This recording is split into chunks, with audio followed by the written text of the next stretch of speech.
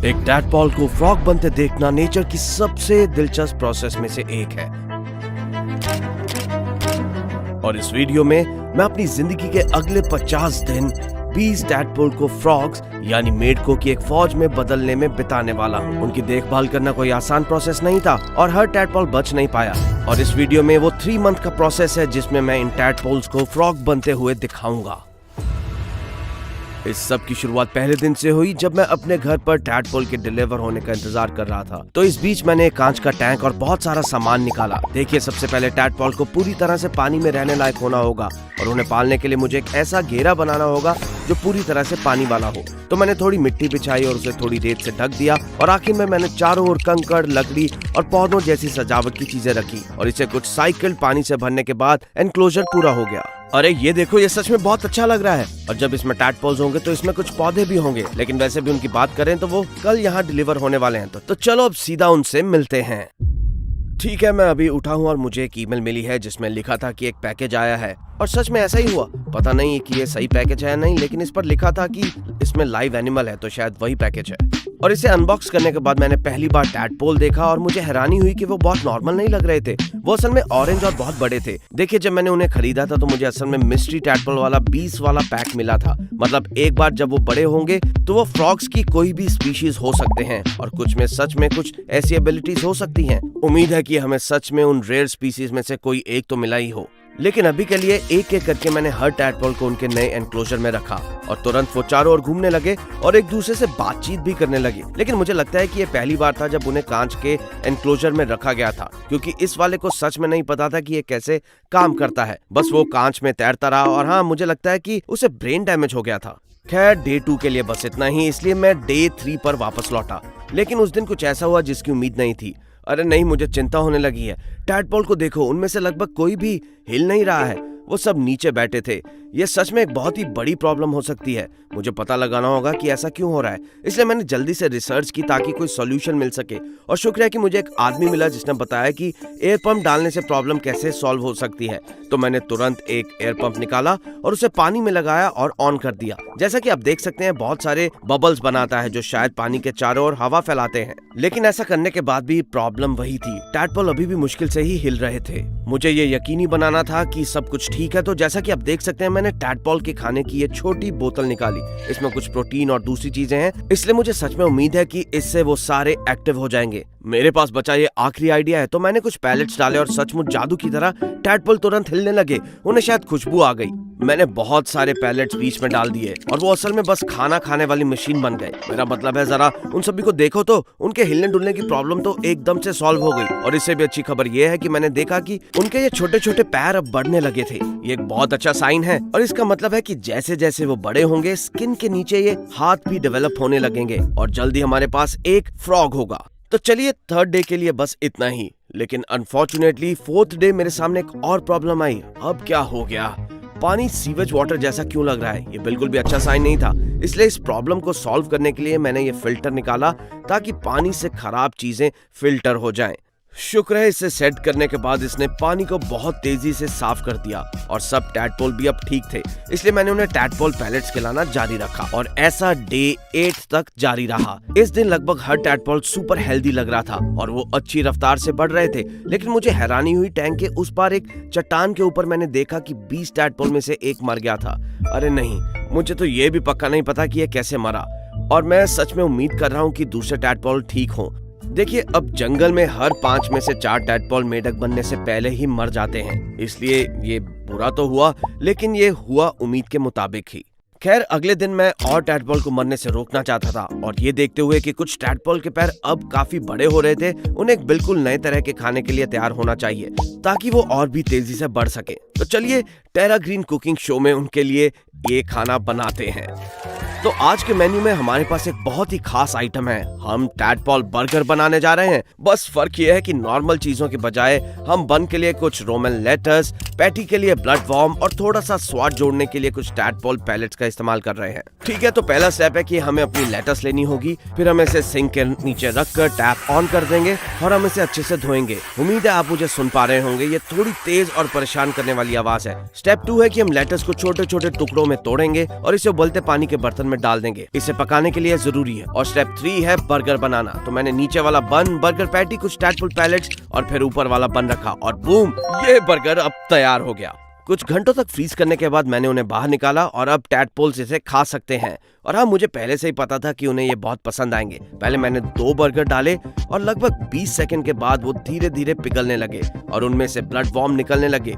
जल्दी लेटस भी अलग हो गई और सारा खाना टैंक में चारों ओर फैल गया। जैसा कि आप देख सकते हैं, टैडपोल को ये नोटिस करने में ज्यादा समय नहीं लगा। वो सचमुच पानी में तैर रहे थे और उनके मुंह से ब्लड वॉर्म का सिरा बाहर निकला हुआ था। ये बहुत टेस्टी लग रहा है। मैं मजाक कर रहा हूँ, ये बहुत टेस्टी तो नहीं है, ये असल में बहुत गंदा लग रहा है। लेकिन जब वो खाना खा रहे थे तो मैंने देखा कि एक टैडपोल अब ऑफिशियली स्टेज 2 में आ गया है। जैसा कि आप देख सकते हैं, उसकी पीठ पीली पड़ने लगी है और उस पर थोड़ा सा पैटर्न बन रहा था। और ये तो देखिए कि इस पॉइंट तक उसके पैर भी असल में काफी बड़े हो गए थे। ब्रो, ये बहुत कूल है। देखिए, ज्यादातर फ्रॉग्स इतने पीले रंग के नहीं होते, तो हमें सच में फ्रॉग की एक बहुत ही रेयर स्पीसीज मिली है।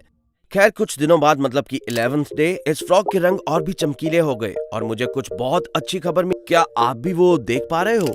मुझे पूरा यकीन है कि ये उसका हाथ है जो उसके शरीर से बाहर निकलने वाला है। मुझे पूरा यकीन है कि इस फ्रॉग के हाथ आज ही बढ़ने वाले हैं। इसका मतलब है कि हमें एक नया टैंक बनाना होगा, क्योंकि ये पूरी तरह से पानी वाला टैंक है और हमें कुछ ऐसा चाहिए जिसमें बहुत सारी जमीन हो और सब कुछ हो, ताकि ये मेंढक जमीन पर जाकर कीड़े मकोड़े वगैरह खा सके। तो बिना टाइम वेस्ट किए मैंने एक नया 20 गैलन का टैंक लिया और उसमें कुछ अलग अलग तरह का सामान डालने के लिए भी निकाल लिया। जाहिर है, इस दूसरे एनक्लोजर में हमारे पास पानी होगा ताकि टैडपोल उसमें तैर सके, लेकिन इसके साथ ही हमारे पास जमीन भी होगी ताकि जब टैडपोल के हाथ बाहर निकले तो वो जमीन पर कीड़ों का शिकार करना शुरू कर सके, जिसे देखना बहुत कूल होगा। इसे बनाने के लिए मैंने बीच में पत्थरों की एक दीवार बनाकर उसे कुछ वाटर स्प्रे फोम के साथ जोड़कर शुरुआत की। पत्थरों के लेफ्ट की तरफ मैंने असल में कुछ मिट्टी, रेत और बहुत सारी सजावट की चीजों से पहला टैंक फिर से बनाया और फिर मैंने उसे पानी से भर दिया। फिर राइट की तरफ मैंने कुछ मिट्टी, लकड़ियां, काई और ऐसी ही चीजें डाली और दूसरा एनक्लोजर बनने में ज्यादा समय नहीं लगा।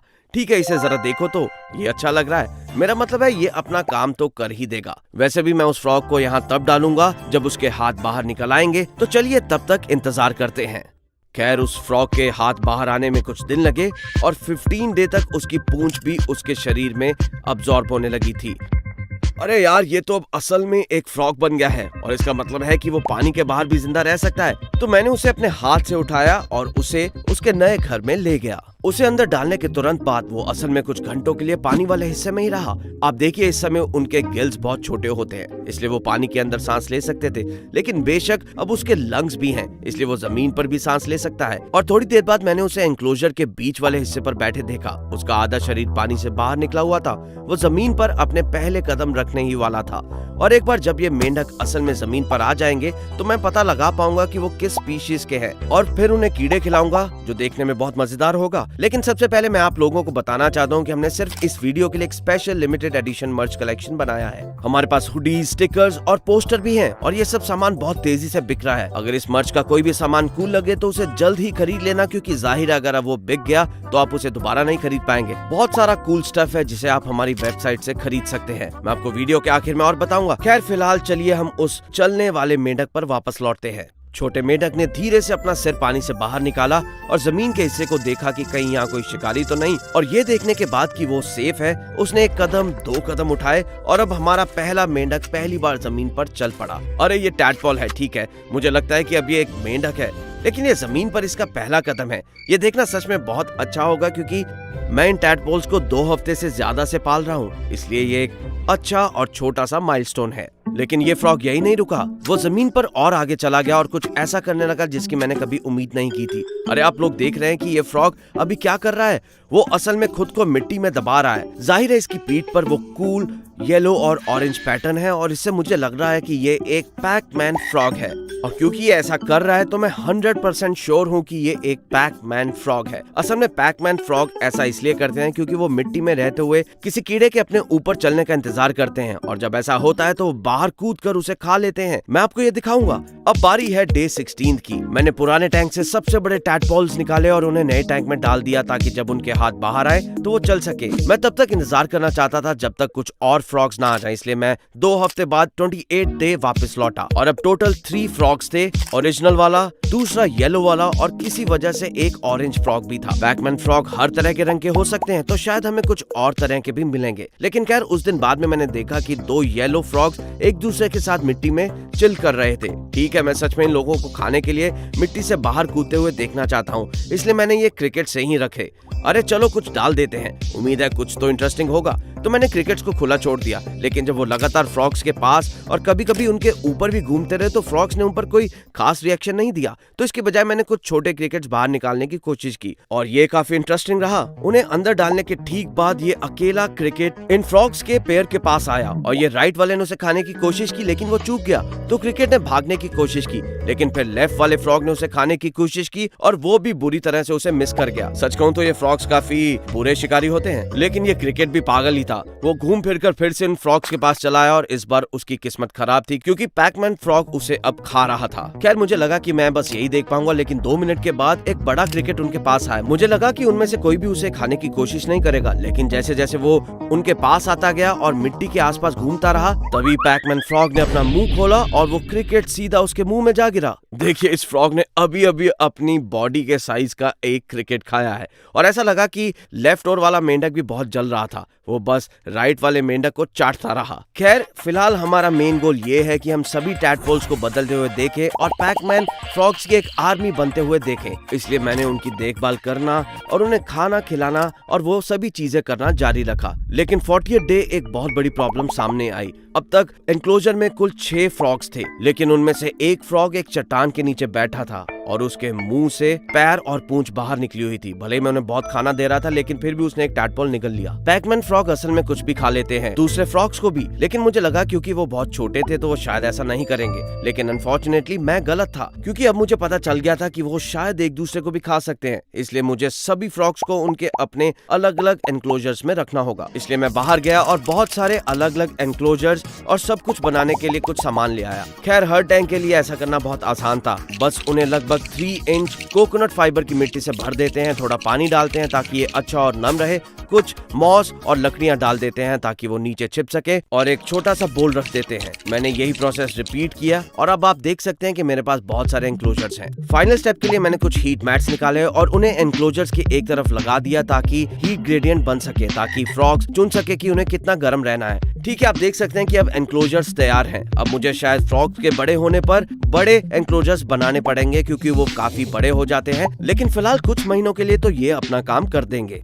तो डे 41 पर मैंने उन सभी 6 फ्रॉग्स को उनके अलग अलग एनक्लोजर्स में रख दिया और जैसा कि आप देख सकते हैं, जिस फ्रॉग ने उस टैडपोल को खाया था अब वो काफी बड़ा हो गया है। शायद उसे कुछ दिनों तक भूख भी नहीं लगेगी, वो कितना मोटा हो गया है। उन्हें अंदर डालने के तुरंत बाद कुछ फ्रॉग्स पानी की छोटी ट्रे में जाकर आराम करना चाहते थे ताकि उन्हें थोड़ी नमी मिल सके।